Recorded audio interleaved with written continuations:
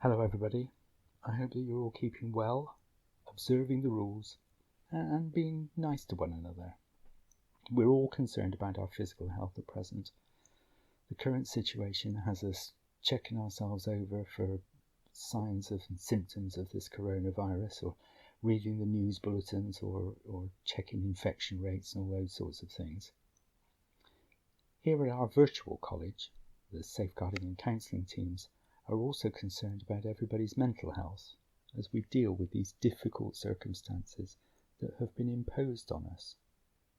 So we're putting together some exercises and ideas to help people take a moment for themselves, apply some mindfulness techniques to help us feel calmer, more relaxed, quieter.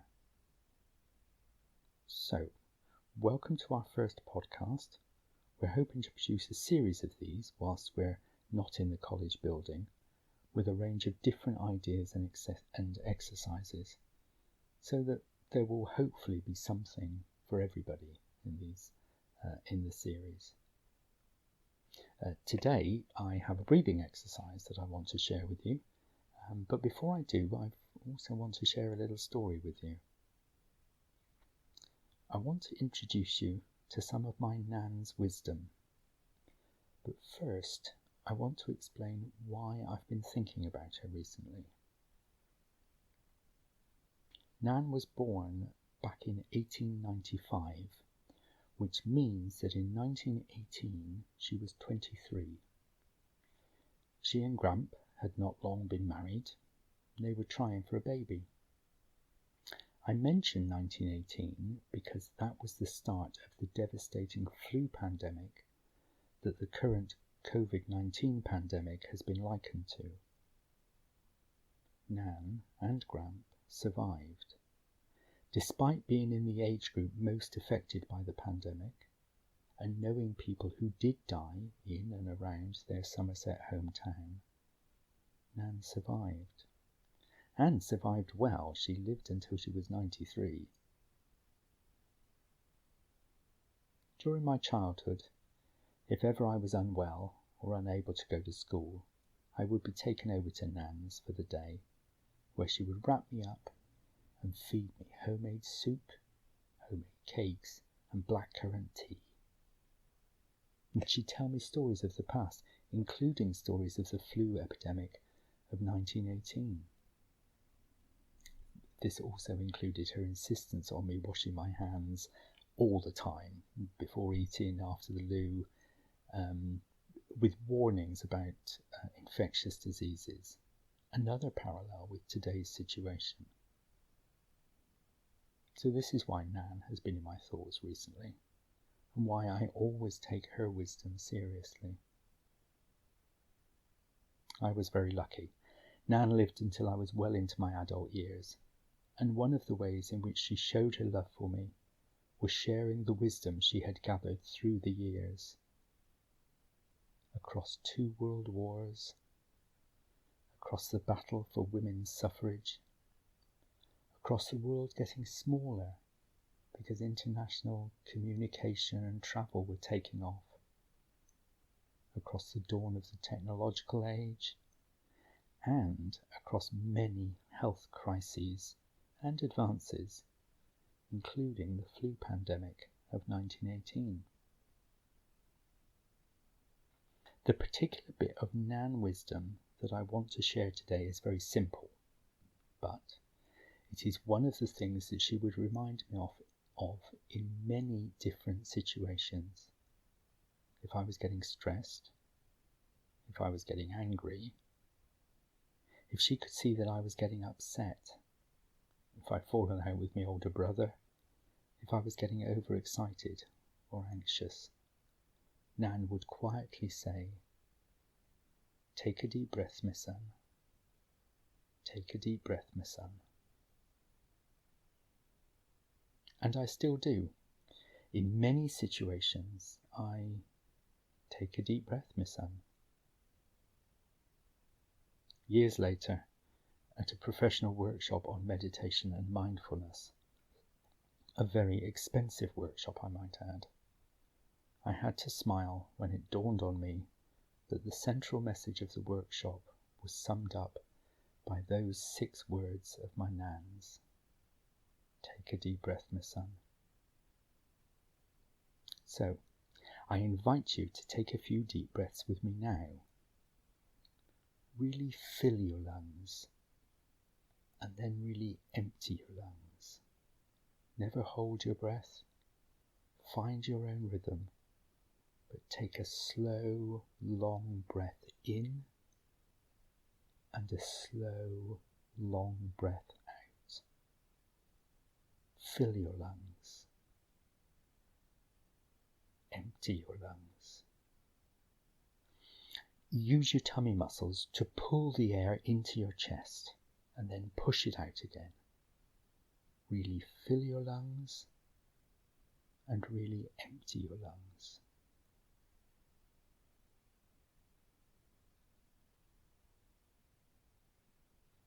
Now let your breathing return to a regular, gentle rhythm.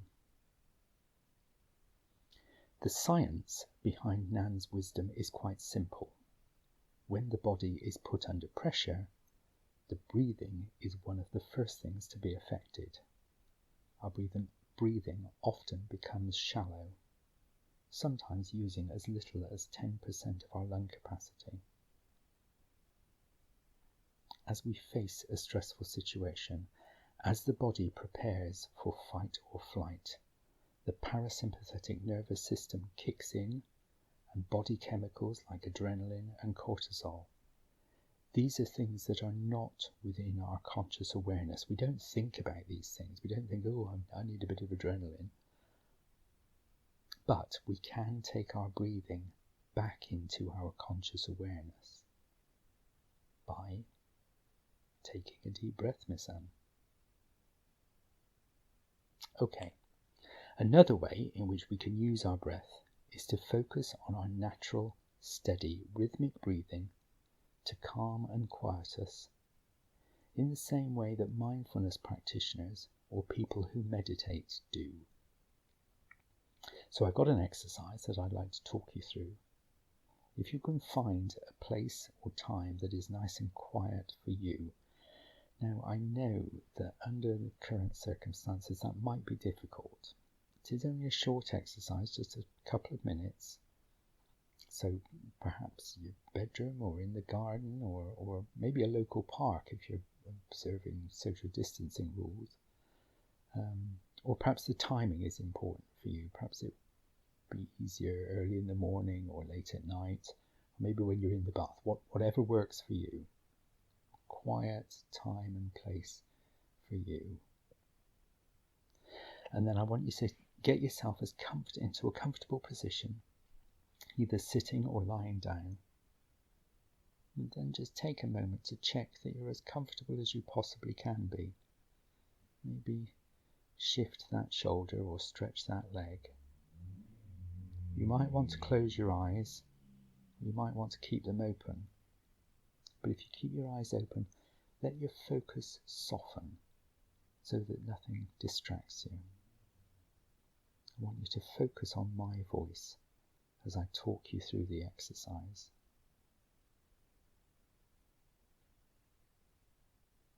Bring your awareness to your breath.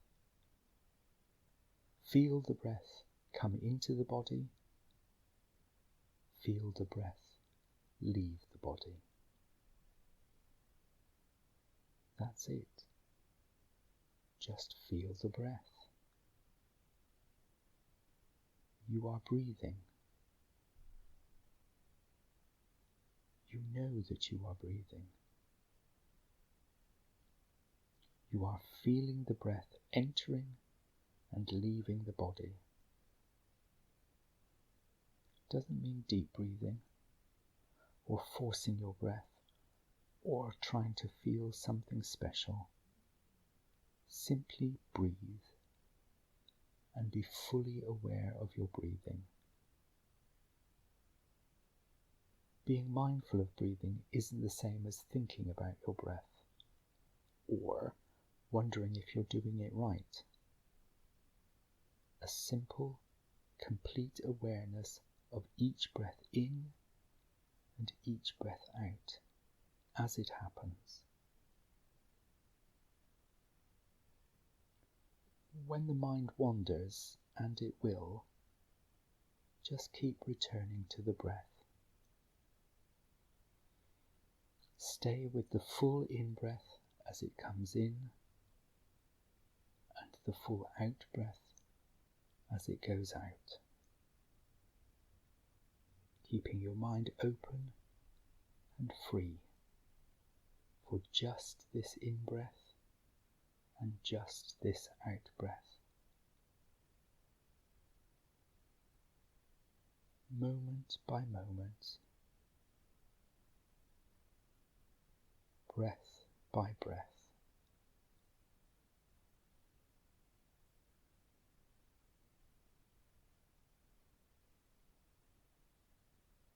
If you find your mind wandering, bring your awareness back to your breathing.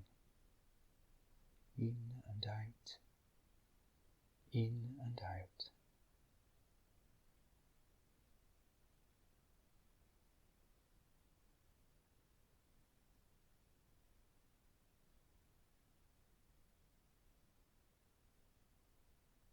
We often say, I don't have a moment to breathe, or I can't catch my breath. Well, here we are, breathing, and our breathing is filling our awareness.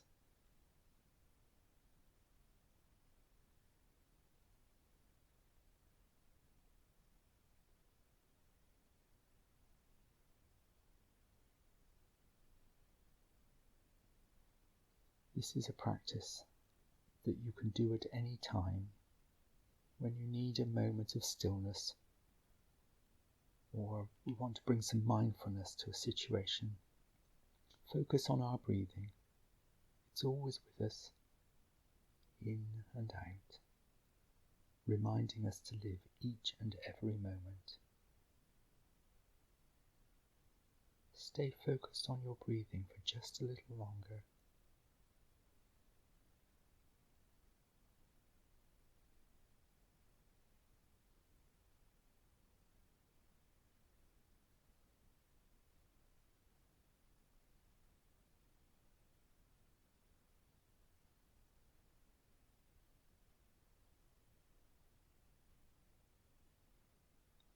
When you are ready, bring your attention back to where you are.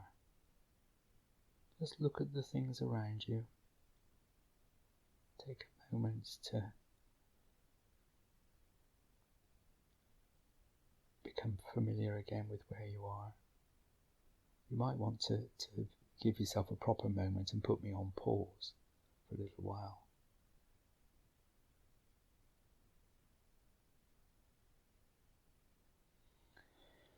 For many thousands of years, meditators have focused on their breathing. 100 years ago, my Nan focused on her breathing. And today, here we are, focusing on our breathing.